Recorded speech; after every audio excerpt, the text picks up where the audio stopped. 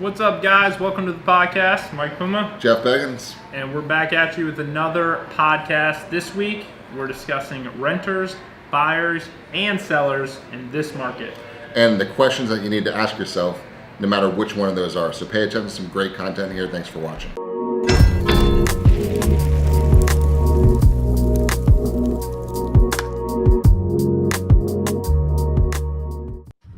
Good afternoon. Facebook, guys? Century 21 Beggins. Going live. Jeff Beggins here and Mike Puma. And Blue Shirt Day. We have team uniforms now. I'm so excited about this. I purposely wore this shirt hoping that it would match Jeff today, and it did. And it did. I nailed it. Good job. Good job. I tried. And he rolled the sleeves up. I did. He doesn't wear it nearly as well now. All right. So today, here's what we're going to talk about. And it's going to be fun. So we're going to hit three specific topics, but I think it's relevant to all of you because you have been in these phases or you know somebody intimately who is in one of these phases. And let's talk about that. So we're going to talk about renting, right? Yep. The pros, the cons, the reality of it, because there are some good things and there are some not so good things. Yep. We're going to talk about when you're really buying, what do you really need to know? Because way too many people are getting screwed and they don't know what to look out for. And we're going to hit some topics on that one.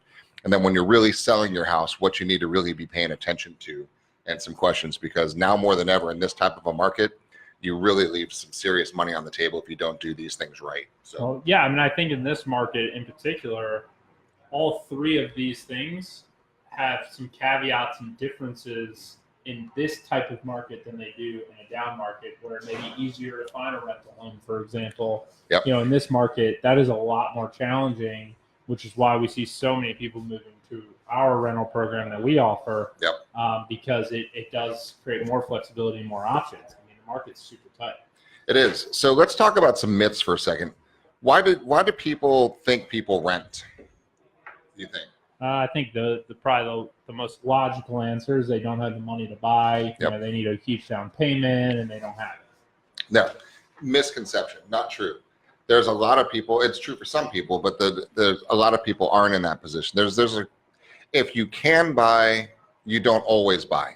And if somebody just moves to the area, they don't know kind of where they want to be yet. They're kind of feel out different areas and locations. And if they're not from here, sometimes it makes sense. But let's talk about what's good about renting a house. Gives you some flexibility, right? Okay. You're not tied in. So if you're younger, you may have to move from your job, or you want the ability to travel at some point. You don't want to be too tied down. Obviously, you could always sell your house, but I think for a lot of people who are concerned about, what is that market going to look like in 3 years when I want to move to Alaska? Yep. Renting might be an option to give them some flexibility. It's nice and non-committal. Yeah. And you can kind of figure it out. Now, there's also a lot of people I know that have a lot of money, and they choose to rent right now too, because some people are saying, wait a second, I don't know what the market's going to do. I'm just going to hedge myself and I'm just going to rent. I might miss out on some upside, but I'm not going to miss out on or get hit by the downside. So I'm just going to rent on that one. So everyone's got their own risk perceptions and areas. So, but in the grand scheme of thing, buying is a good thing. And for a few different reasons, because here's what you miss out on if you're renting. And let's talk about what I think the top ones are. Number one is obviously from an investment standpoint, you miss out on the opportunity because real estate held long enough is the best investment you can ever make in your life. Yep. Right. In fact, if you have any real estate, don't ever sell it. If you can keep it and rent it, do that. Don't ever sell it unless you have a better use for the money. We'll talk about that a little bit later.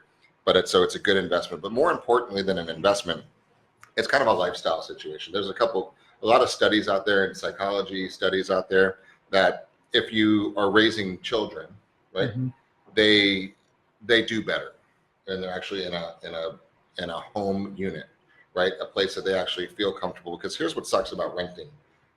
Normally, depending on the state that you're in, you have 1-year terms. That's it. Yep. So the stress of not knowing if you're going to be there next year sucks, right? Well, especially for those in homes, right? If you're renting a single family home, if you're renting an apartment complex, apartment in a standard apartment complex, much more likely that it's going to be there. Yeah, right? You don't know the rate though. But if you have Yeah, true. And if you have a family, though, you typically want that space that a single family home is going to give you. And if you're renting a single family home in this market, we see it every day. You're moving pretty much every 12 months. Yep. And then not only are you talking about the hassle and expense of moving, but now you're talking about, can we keep the kids in the same school? That's right. Right. And so now a lot of times you're geo confined. And, I know in my neighborhood, for example, there's 4 homes for sale in the district that my kids would go to that school. Not much to choose from.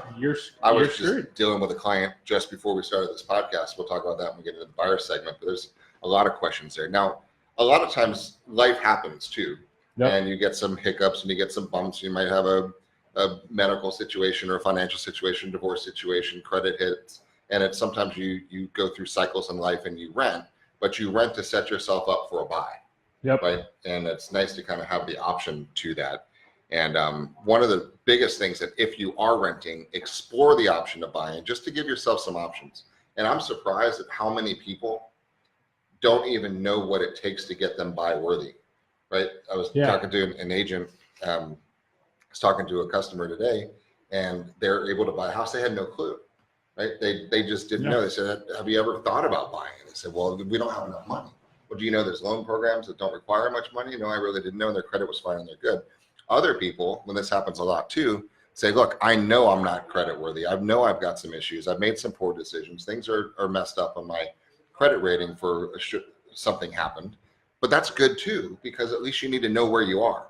Because any great lender, and we're partners in discount loans, and when you talk to our loan counselors, they say, look, here's the deal. You're screwed. And here's why you're screwed, because you didn't do this or this happened to you and it is what it is. However, by making these few moves, we can move a couple 100 points this way. We can do this by then, pay this off, open up. You don't have enough credit, open up a new one, pay this, do that, do that. And the counseling gets you to the point where you know you can get the loan. Yeah. And sometimes it's good to know where you are so you know where you need to get to. And even if it takes a year or maybe 2 years to get to where you really need to be, at least you can take the steps to get there. Well, and I think that's an important point, because so for those of you watching that are looking to rent or are renting perpetually, we have a great rental program. I think it's one of the best out there. If you are going to rent a single family home, I think it's great because it allows you to rent in 12-month increments, but for up to 5 years, and essentially gives you the ability, if you want or can, to buy the home as well. But the reason I bring this up is that we just had a client yesterday who came in looking to do that program, and she knew she had some credit issues. She actually, that program in particular requires a 570 credit score or higher. Yep. She was at a 525 because she had gone through a divorce and it was still recovering, right? So she was trying to bump it up. Doesn't have a huge spot to go, but 50 points can be, there's some work involved. Yep. So she calls me and she's almost in tears because she's literally gone to every credit repair company out there. They've all either taken money from her, done nothing, like given her the runaround. And I said, listen, let me connect you with our contact at Discount Loans. Mm-hmm. They're not a credit repair company. They're a mortgage company, but they're going to be able to advise you on what you need to do to get to where you want to be. That's right. And that's exactly what happened. Within an hour, Chad from Discount Loans had already called her. She sent me an email just thanking me and just, obviously will be, a potential customer of ours in the future. We don't get any money from that. It's not a service that Discount Loans are charging for, but it's the right thing to do. But the point is, if you're in that situation, you need someone, whether it's Discount Loans or not, you need to find someone like Discount Loans who's willing to kind of hold your hand and lay out a plan with you to get you to where somebody's got your back. Yeah, that's now you said something. I want to broaden it a little bit, because one of the programs we have here from a rental perspective, and I don't want to, even if you're in an apartment, right? Especially if you're in an apartment. If you're in an apartment right now and you're paying a high rent, right? Yeah. And I'll say high rent would be over, what would you say? $1,500, $1,200 to $1,500. Yeah, I mean, there in my neighborhood, there's townhomes and apartments in my area that are renting easily for $1,600 to $1,800 a month. If you or anybody is renting anything, an apartment for $1,600 to $1,800 plus $2,000, $3,000, $4,000 a month, you need to pay attention to this, because we're going to stop you from doing this.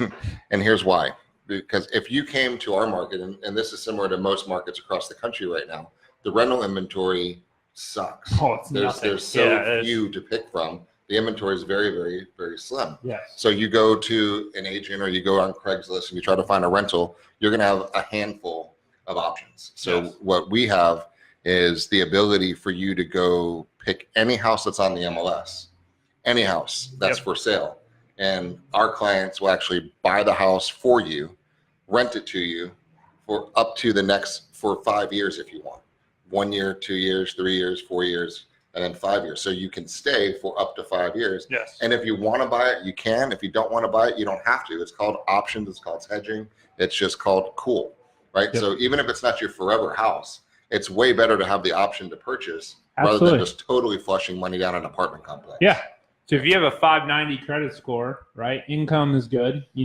So the basic requirements for that program are 570 or higher credit score. If it's you and a spouse, we'll take a blended average of the two. So if one's a little higher, one's a little lower, that's okay. Total household income needs to be above $50,000. But if you meet those requirements, right, there is zero reason to not consider this program, because you're going to get a chance to move into an area, see if you like the house, see if you like the school, see if you like everything about it, right? You're going to be paying roughly the same that you're paying anywhere else for rent, and you're not tied to the home. That's the biggest thing I get asked when someone looks at this program. Traditional rent-to-own programs, you're contributing rent dollars to that home. Right. So if life happens, right, and you all of a sudden can't buy, or you need to move, or something else happens, you lose that money that you've been contributing. You're screwed, right? With this program, you're not. But on day one, you're going to have a purchase schedule for the entire term. So you know if you're renting now and you plan to buy in 3 years, you're going to know what that home is going to cost you in 3 years.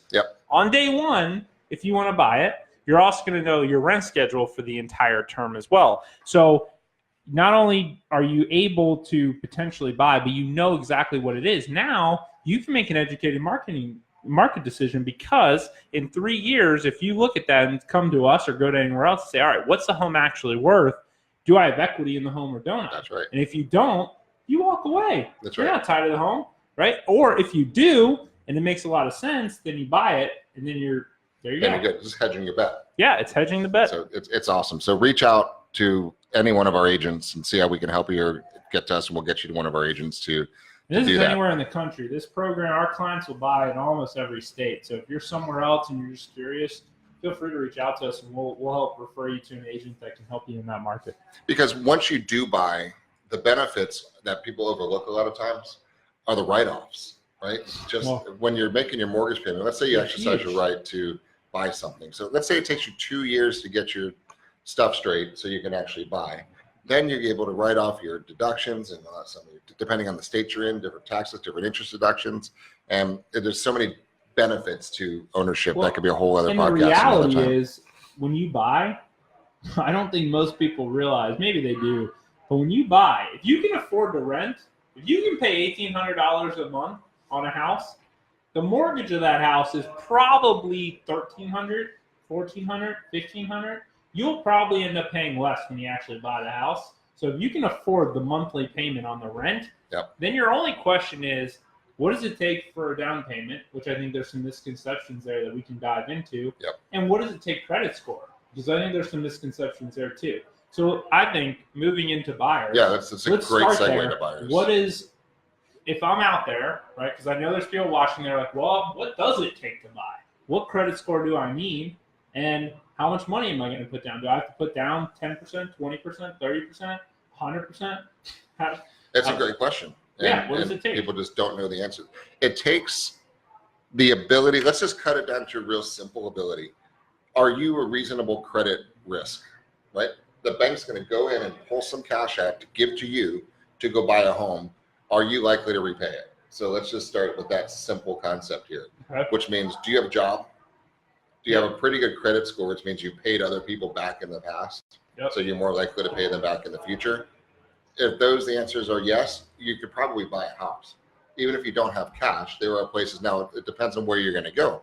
Now, you can't have a beer budget and champagne desires, right? You've got to be realistic too. So you may not be able to get the beach house with no money down, but we can get you into some really great communities that have 0% financing, or not 0% financing, zero money down financing, 3% down programs, great loan programs. What that means, you need somebody who actually knows what they're doing to counsel you and walk you through the process, right? Which is where there's major disconnects out there in the real estate industry about what happens from a buyer perspective. So let's talk about that for a second. Yeah. Because we do this all the time, and we talk with thousands of sales a year. Every buyer is human, and every human has doubt, fears, anxieties, and question marks. I was just working with a client I was mentioning earlier, with a buyer who just came into our office, and he is struggling with what he's going to actually buy. So the guy's, it's in a $600,000 price point. He's got a son and his wife, and they're currently living away from where his office is here. And we happen to be in a Tampa market today. And so he wants to move into this marketplace here for the schools for his kids to get on in here. And he's doubting himself. He comes from an analytical background, financial planning type world, which means his world is so deeply entrenched in analytics. And also, to make it worse, he's been around for a while. So he got hurt in 2008 and bought a couple of properties that he wish he hadn't. And so now we call it a drunk monkey, right? They're all around. And his drunk monkey inside of his brain is trying to talk him out of buying, or certainly make it easy for him not to, because the easiest thing for him to do is not buy. Yeah. It's just to rent. He's living in a place right now that doesn't cost him anything, right? It's a nice situation with some friends.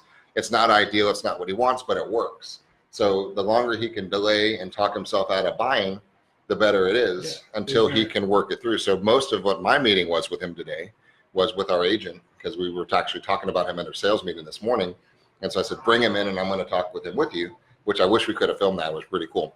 So we went through the process of getting him through he's got to cut out all of the crap and realize that this is not just a financial investment transaction. This is a place where his 3-year-old son is going to grow up. This is where the tree is going to be the swing. This is where the swing set goes in. This is where the barbecues are going to be. This is where the kids' birthday parties are going to be. This is where his friendships are going to be. This is his lifestyle. And I think people really miss out the point that it's the lifestyle, but it's also the fear. So we have to, and you have to, if you're on the buyer side, understand that it's normal to totally talk yourself out of it and to freak yourself out of it, because how many things can you talk about to scare the crap out of yourself to not go buy a house? Oh, ton. Like, let's ramble off a couple of them. Am I going to have my job tomorrow? What if I can't make the mortgage payment? Am I going to lose everything I own? Am I going to take my entire savings and drain it, put it down a down payment? Yep. What if I hate it? What if I can't sell it? What if the market crashes again?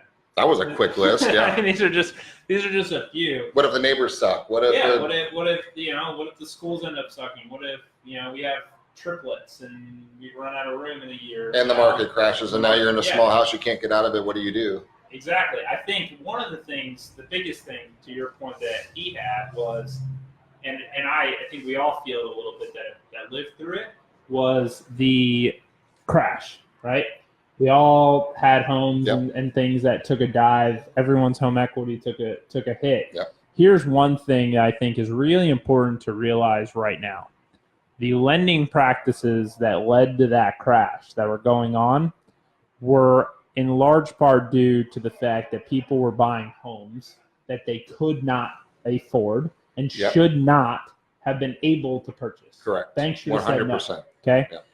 That is not happening today. Okay? If If you are approved for a home, you can, by all intents and purposes of how your situation is today, can afford that home. Okay? Yep. The bank would not be giving you that money if you could not afford that home. That was not the case.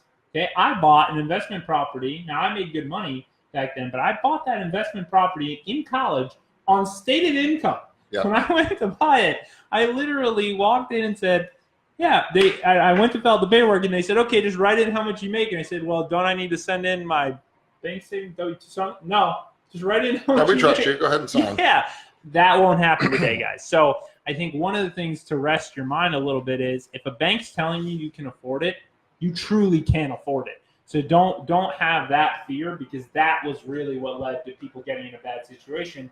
I don't know that guy's past situation. Yep. My gut tells me he probably shouldn't have bought the 2 extra properties that he had that he got burned on. He probably couldn't have afforded them. Well, his particular case was different. He bought it in 08 and he was stuck, right? So his fear is of being stuck, not necessarily of losing the money, because he held on to it long enough to do it. So I said, look, you did not lose money. I said, you're a financial advisor, right? Yeah. So you don't lose money unless you sell low, right? So just because the value drops doesn't mean you lost money. If you sold it when it dropped, then you lost money. But just because the value on paper changes, as long as you're living in the home, you didn't lose crap. So he held it long enough. So yes, the value on paper went down, then the value on paper came up. I said, at the end of the day, what did you do? He goes, I made a couple $100,000 on it at the end of the day. I said, well, then you can't bitch about it anymore. It was a win. Right? So, but his fear is of being stuck, right? Which is a natural fear. Nobody wants to be stuck in anything, right? It's just something you don't want. So this is just kind of going through the emotional steps about what the fear really is. And the easiest thing for him to do is to not do it. So this is where agency and the business process really makes sense. So the way we do it, at least, and for those of you watching, I know we've got a lot of our customers watch this, and we thank you for the opportunity to serve you guys. And for those who haven't worked with us yet, we hope we get the opportunity to do that. Here's how we run our business. It's pretty simple. We treat it like a business, and we figure out what you really need. So let's say Mike was thinking about buying a house. I'm going to say, Mike, I'd love to interview for the job. Let me show you what we do as a company to get this thing started. First thing we're going to do is figure out, where do you want to be? Why do you want to buy? And I'm going to have you talk with our mortgage company for a couple reasons. Number one, I need tools to do the absolute best job I can for you guys. Would you agree? Yeah. So the loan programs are something I don't keep up on because it's not my job, right? I'm not licensed for that. So the mortgage company that we are part owners in is great. And we have so many different options. They're going to find out your loan situation, your financeability, your credit worthiness, on all the different ways, which programs are going to work best for you. And that's between you guys. They're going to come up with questions and ideas, and then they're going to give me a piece of paper, and they're going to say, Mike and Courtney are qualified for up to X dollars, right? That's all I need to know, because you're going to know about the loan programs and how much you're going to put down, how much you're comfortable putting down, how this whole thing works. And then I get a tool that says, this is a box that we can go inside of, right? Yep. Now my job is to take that box and find the absolute best property inside of those parameters that make you guys so freaking happy that you're bouncing off the walls and you're having a wonderful lifestyle. Does that make sense? Yeah. And then but in order to do that, we have to change the parameters, because here's where I think some of the general public totally misunderstands what a great real estate advisor, counselor, salesperson, badass ninja, guru, whatever you want to call them, is going to do for you. Because a monkey can open a house and drive a person around. Okay. But how about the kitchen? Right. Here's the kitchen. Here's the bathroom. That is not it. And so I think people say, oh, I'm going to work with a realtor so they can show me houses. Stop that. That is not what we do. You've seen the houses on Zillow, right? You know it. You just look at houses today just to verify that you actually want what you saw on your phone, make sure it looks the same thing and it wasn't some trickery HDR photography that you see around here. So we just want to figure out what we actually want. So the value of a real estate person to guide you through the process is truly invaluable. So here's what we do. We say, okay, now we've got your loan programs. We're going to figure out how this whole thing works. And we're going to discuss to you how all of the steps involved in home buying. We're going to talk about, we call it a handshake agreement, which actually says, this is what I'm going to do for you. What I really want to know is, do you want us to work for you? And are you going to be loyal to us? Because we're going to give you a ton of time, a ton of energy, and a lot of work. And I just want to make sure that you're going to give us that respect to working with us down the road, assuming you feel possible. It's not a binding contract. It's none of that. It's just a rules discussion that I have with you. And then we really talk about agency. And not to beat this point, but to really make this point. There's 4 things that are absolutely critical in anything really, but especially in a real estate transaction. And it's full disclosure, obedience, loyalty, and confidentiality. You hear me talk about it a lot. And it's the agency relationship, especially in a transaction like this. Full disclosure means I'm going to tell you everything, not limited disclosure, full disclosure. Do you not want that? You need to know everything, right? So yeah, I definitely don't want you working for both sides, because if we don't have that, then you literally have no loyalty to me, and you can essentially work for both sides. Obedience and loyalty and confidentiality. Everything you tell me about your situation is going to stay confidential, right? So I'm going to be able to offer that to you when I'm showing you some houses. When I'm showing you some of the company's houses, they're great too, because we work with another great agent that's very well trained also. And so we work the transaction to make sure everybody's comfortable with that as well, right? But don't all agents work like that? No, and that's a great question. And most of the buyers, and when you think back to when you bought a house, those of you who are watching right now, do you even remember your agent even bringing up how they represented you? I'm going to guess that the answer is probably no. When you guys bought your house, did the conversation even come up? No. And you didn't even think to ask the question. And looking back, I actually, after started working here and really learned what agency was, I called him and said, hey, by the way, how do you represent me? And, he was with a brokerage that did not offer single agency. So he was a transactional broker, which meant when he sold my property, he represented the transaction, not me, and really legally could not negotiate on my behalf, could not do anything that would be detrimental to the other side. And so it definitely begs the question of, did I get the best deal when I sold my house? Because there was really no negotiation period. I mean, we were on the market for a day and then it sold, which is great. But that's always funny to me. But it leads me to the question: did we price too low? Did we, we had 5 offers in one day, and again, now knowing what I know now, I definitely would not have made that same decision. Unfortunately, I would venture to say that 99% of the general public that's probably watching this right now was in the same situation I was in, which was no idea. And you don't think to ask, because in your mind, in my mind back then, I knew him, right? So I figured he had my best interest at heart, and I think he did. But legally, he's bound. And that's the thing is, if your cousin Susie's going to represent you, that's great, but you still need to ask Susie these questions, because at the end of the day, friendships are great, relationships are great. The reality is they cannot legally do certain things for you unless they have agency. And that's important. So this is more than likely one of, or if not the largest financial transaction of your life.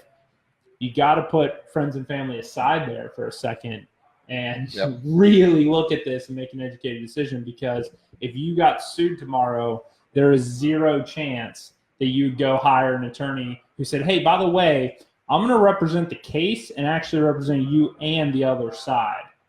You would walk away. That's right. And that's essentially what you're doing if you get an agent that does not offer agency.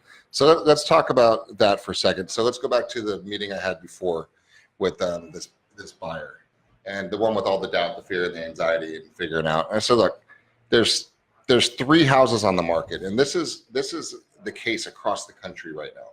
Inventory is slim, which means you don't have a lot to choose from. So this particular person who's super analytical doesn't like to make decisions anyway, and now is saying, maybe I'll just wait because more will come on the market, right? And then once we start digging into it, the driving force is Thanksgiving's coming and they'd like to be into a home and settle and have family over to do that. So I said, okay, you have to pick something. So, and I use the example of me. Well, I've got a 2.5-year-old, right? So the home I was living in, I absolutely loved, but it wasn't perfect for raising a family. So my wife and I decided to move. And so when we finally decided to move, we go through the doubt, the fear, the anxiety. I hate moving. Everything sucks. We don't want new neighborhoods, new neighbors, everything's different. And you have the fear and the stress, and it's so much easier to say, well, we can make it work at the other house, but we couldn't. So we said, all right, it's time to move. So we did what I'm talking about. We have a price point that we're comfortable staying in, and we search for the homes that are available in that price point, right? That's all we have to choose from. So you say, okay, we have your, every buyer has a perfect wish list, right? You have, I want this, I want this, I want this, I want this, I want this. You have your wants, your needs, and your like to haves, right? So you get your list of everything that you want, and you want everything perfect. Doesn't exist. Nothing exists like that. So you say, okay, I really like that one over here, but the kitchen kind of sucked. And I really want this one, but the location was a little different. This one. So you go through and you limit it down to 2 or 3. And this is what you do. When you bought, you did the same thing. You did the same thing. I did the same thing. And then there's a day that you have to make a decision to actually buy something. Yes. And you only have to choose from whatever is available to choose from. Yep. That's it. You wish there was another house to choose from, but there isn't. So you pick one, and that's what you do. And then you say, okay, this house is cool because we can fix that, or we can tweak that, or we can make that our own. We would want to paint it anyway, honey, right? We want to do that. And that's just how home ownership works on this one. So, but it's important to understand where you are at a specific time, right? So when the time comes to buy, you only have the ability to do it. So what we're talking about today is as simplified as this one. I said, if you wanted to go, if you're cooking green beans tonight for dinner and you go to the grocery store and you walk to the green bean aisle, you have those beans to choose from, because right now is your time to decide what you're going to buy. And you look on the shelf, you see what's available, and you pick one, right? That's all you have. You can't just, maybe there'll be another delivery truck with a different brand on Thursday, right? Maybe, but maybe not. That's a good question. That's a good point, though, because maybe, right? This is what happens to a lot of people. A lot of people go, you know what? I'll give it another month because I bet something else will come on. Right? That's what this guy's doing right now. There's an opportunity. It could, right? The perfect home tomorrow could hit the market, okay? But in your scenario, I could come back to Publix tomorrow and go to that green bean aisle, and now there's 2 to choose from because they didn't get a delivery and the other 3 sold out. That's what happened to this guy. He had the house he wanted. He didn't put an offer on, and he lost it. I wait again. Come back the next day. Now there's one option to choose from. And we see this all the time. Now, eventually, I'm sure other stuff's going to come on the market. What I can tell you is there's tend to be a 10% value fluctuation year over year for a house, right? And on average, house goes up value-wise 10%. Right now, recently. So if you think about that perspective, that's not a huge amount, right? So if we looked at home value, if I'm looking at a $300,000 home, if I wait a year, there's not a lot of other homes that are going to enter that same price point on the market. Even if everyone in that price point decided to come on the market, they're all going to be about the same. Square footage wise, features wise, the value of the house is what it is. And there's not enough discretion. It's not like if I wait a year, I'm going to now get a $500,000 house for that $300,000 price point. I'm going to get all the features I want. The homes in those price points tend to be very similar. Well, let's go through this example because I think this is pretty good. So this guy is looking at, there were 3 houses. The one he really wanted was the yellow house. Yellow house went under contract, was one of our listings, sold, right? And then so now it's down to 2. And I'm sitting there, and his wife is sending him new listings that popped up on Zillow while we're meeting, right? Okay. And so one new one pops up. So I'm going, hey, look, if they're all the same price right now, which one would you want to buy? And he goes, I don't think that way. I said, I know you don't think that way, but if you could think that way, which one would you think you would buy? I don't know. Well, which one do you think you'd rather raise your family in? I don't know. What do you think? Probably that one. Okay, that one. Okay, so that's the one we're going to go buy. I don't really know. Well, why don't you know?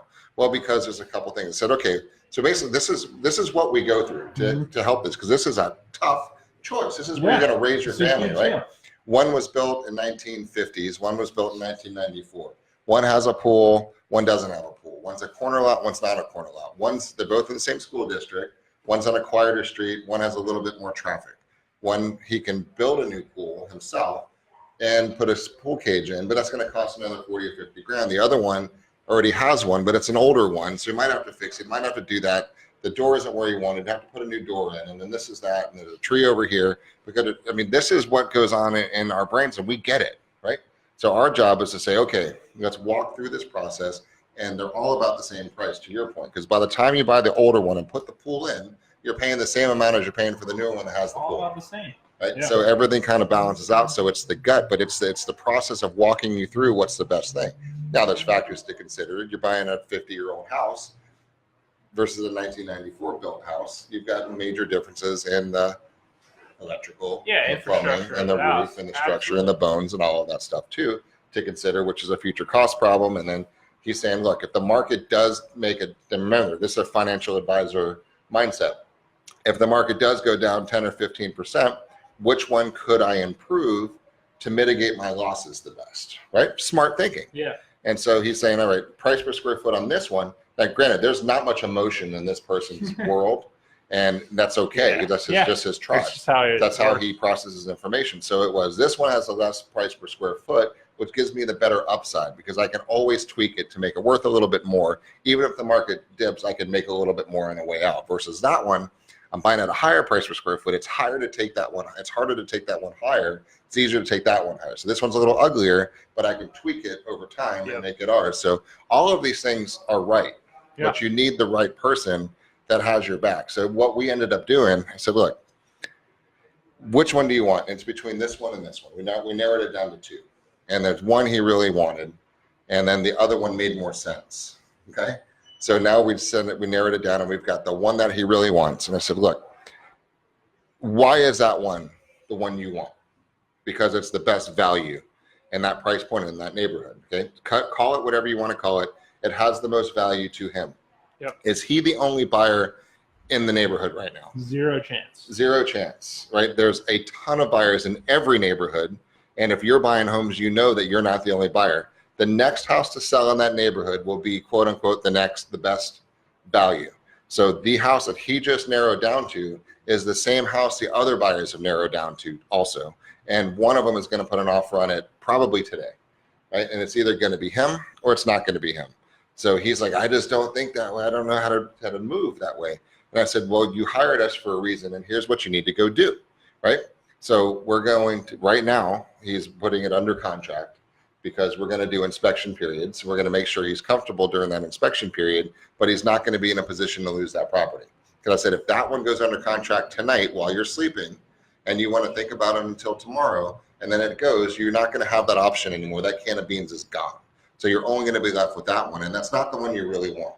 Right? So let's just buy it.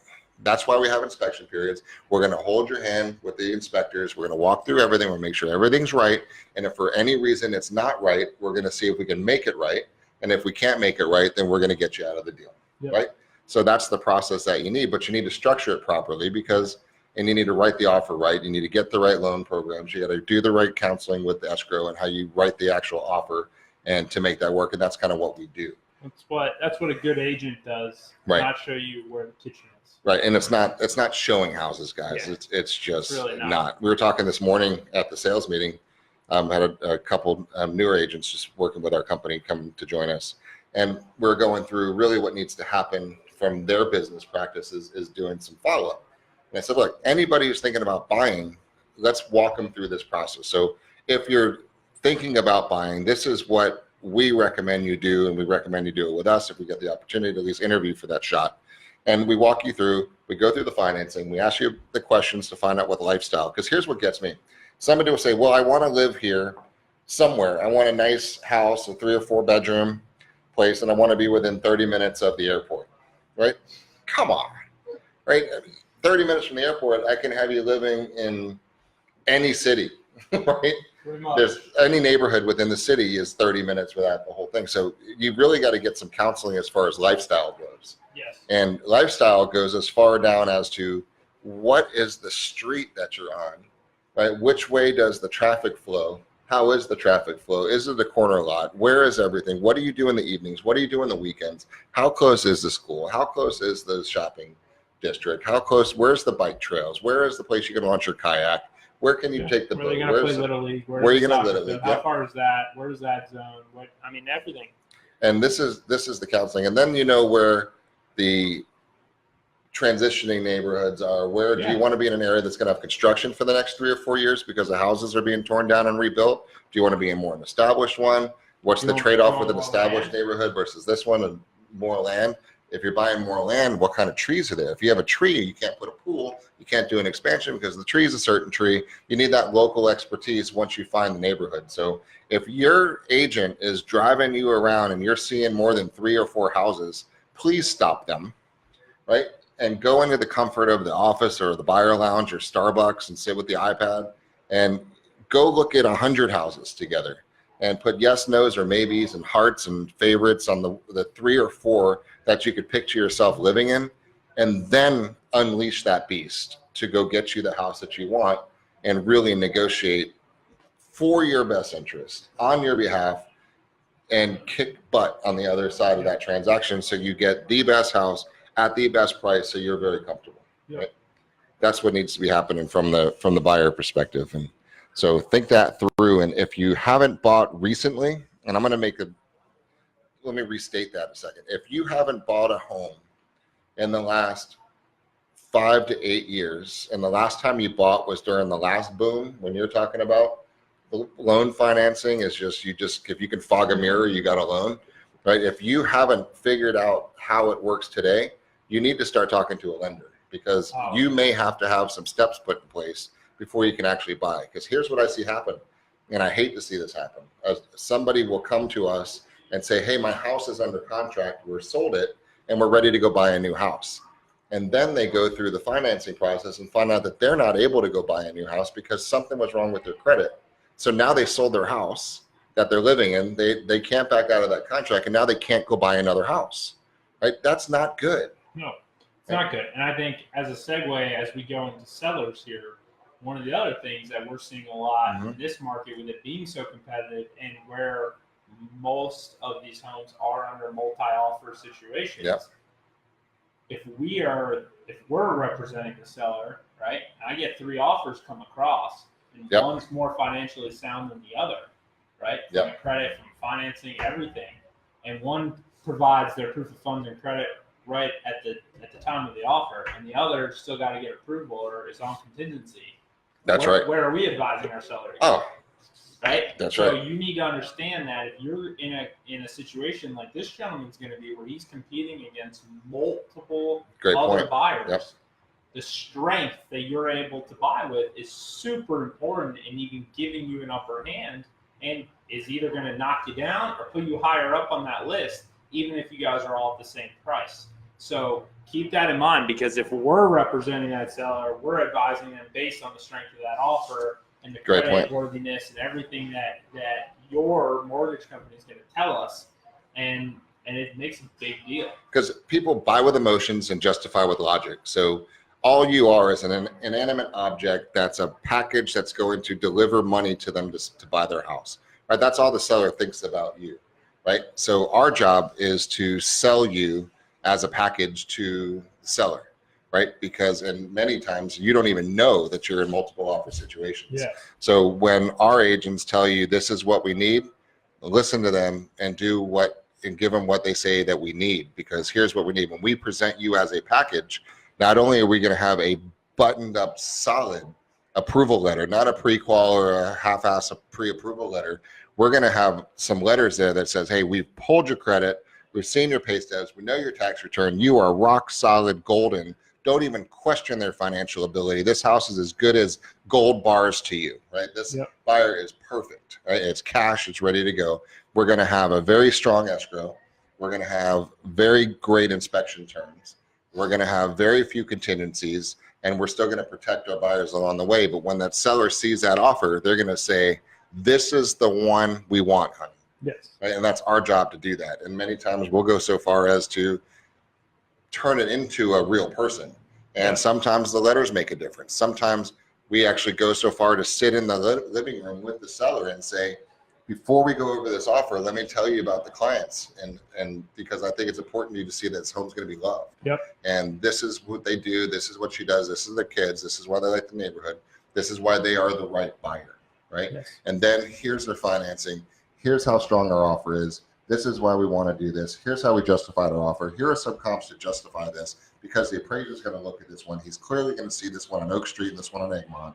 And this is just the way that it works. And this is why we're offering what we're offering. Here's why we're awesome. Here's why they're great. And here's why you need to take this offer. Yep. Right. And that's the representation that you want, all with obedience, loyalty, and confidentiality rolled into one. So this is not a house showing monkey situation, especially in a market like today. You need a skilled person that has your back, that knows what they're doing. And I'm not going to say everybody doesn't know what they're doing, but I will say that not everybody is. They're not created equal. That's a better way to say it. Yep, all right. So segueing in over to seller side. Yep. And this is what you will not expect to hear a real estate brokerage say. Don't sell your house. Ever, right? And I'm serious about this.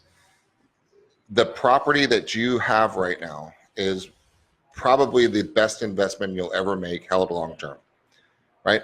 So do not sell your house, period, unless life happens that creates the need to live in a different location, right?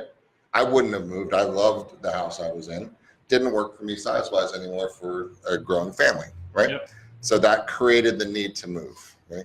I didn't sell that house, right? Kept that house as a rental, right? Because I don't want to sell it, because real estate held long-term is a great investment. And one day that'll be a cool thing for my son to take over, right? Yep. So, and it didn't have to do that. So don't sell unless life requires you to make the move. If it's an investment property, don't sell it unless you have a better use for the money. And this is a real important thing. Let's say you have a $300,000 beach condo, right? And you sell it.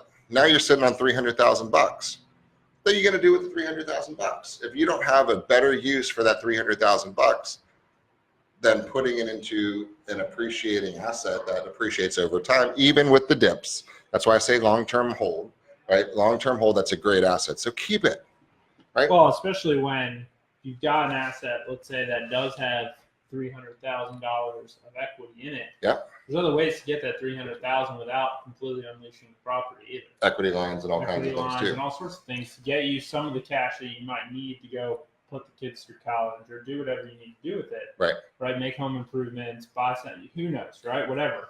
But still hold on to the asset. Unless life is such that requires the move to happen. Correct. And I understand that happens too. So, but when that does happen, I want you to put your real person hat on for a second and realize that this is one of the, if not the largest financial transaction in your life, right? And to not treat it this way is foolish, okay? And I see way too many people not treating it this way, and it's foolish because without proper representation, you're gonna get your ass kicked in a negotiation by somebody who knows what the hell they're doing. Right? And I'll tell you that because there is a lot that can be done in a real estate negotiation that is one-sided, completely able to sway the deal in the one side, right? If somebody knows what they're doing in a transaction. It's an art form, it's a skill, and many of it's not detected until it's too late, right? So what I'm saying is treat it seriously if you're going to sell and squeeze every single penny you can out of that asset. Now, what I mean by that is put as much money as you can in your pocket from that sale. And I'm not talking about commission rates, okay? And this is the biggest problem that I see is the differentiation point between the two, right? I'm not gonna hire an agent because I wanna make more money, okay? Foolish thought process. I understand the concept, but the thought process is okay, but the reality of that thinking is flawed, right? Yes. Because here's what I know for a fact. After 26 years, 55,000 transactions, or billions of dollars in sales later, a great negotiator is worth way more than the cost, okay? Just little things. Like, for example, if you hired us to sell your home, and I say us for a reason, because there's never an agent that gets the transaction. You're hiring the brokerage and you're hiring the company.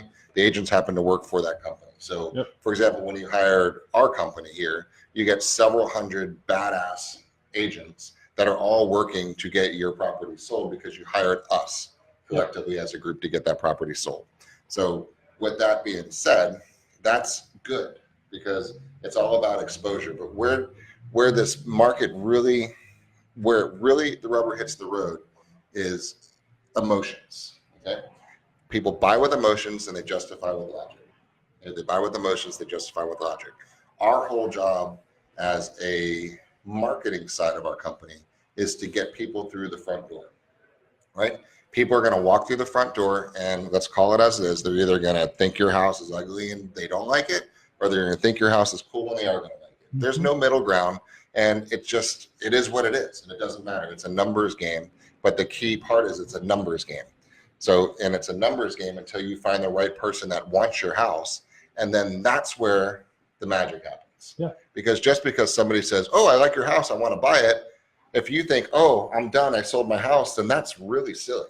Because the real strategy comes from okay, this person wants to buy my house. Who's going to negotiate for me? I've got an emotionally hooked buyer that wants my asset. I have the opportunity now to kind of beat the crap out of them. I say that in a loving way, right? But to really flip them upside down to get every penny I can from them into my pocket because I know they like my house. Isn't that really what happens? Oh, 100%. Right? And so, but this is a thing. So in a seller could say, I'm going to go to for sale Home Depot, buy a for sale by owner sign, put the sign in the front yard, and get a phone call, and someone says, hey, I want to buy your house. And they're like, yes, I scored. I'm smart. Save right? 6%. Save the money. But did you? No, because you missed the entire part of the sale. The entire part of that sale is how does that sale close? How do we get that to pay a little bit more? How do you make sure that the loan is going to go through? How do you make sure that all the legal requirements are done and all the little things? Now, what contract are you using? What's even worse for sale by owner is when they're not represented, obviously, but the other side is, right? That's right. So let's say you go into a for sale by owner. What contract are you going to use? Well, you don't have one. It's certainly not going to be to their best interest. Yes, so probably the one from the buyer side. Now, heaven forbid that the buyer's agent is a single agent and doesn't have to worry about your detriment at all. Right. Because now they have essentially full disclosure to themselves to just make that contract be in their client's absolute best interest and put you in a very, very tough spot all around. I was talking to this for sale by owner that was actually over on the beaches here, and he had a neat property. It was a double lot, not on the beach, not on the water, but on the island, right? So a block from the beach, and pretty cool. It was something I was going to be looking at for an investment. Like, sweet, for sale by owner and represented. This will be fun. So I'm like, hey, what are you asking for? He goes, oh, no, I don't have an agent, so I'm only asking X. I'm like, oh, sweet, I'll pay you that. Right? And he said, okay, cool. He said, oh, but I got another offer on it too. I said, okay, well, take the other offer. Then here's mine. And he goes, well, I really want to take yours. And he said, well, but I have this other offer. And he goes, you want to look at it? And I'm like, if you want me to, I'll take a look at it and see. And so I looked at the other offer and I said, did you really sign this? And he said, yeah, it was a one-page contract that the buyer had given him. And it said that it's contingent upon the buyer receiving a survey to their satisfaction, right? That was the verbiage in this one. And I said, and that's your signature right there? Yeah. I said, have fun with that one.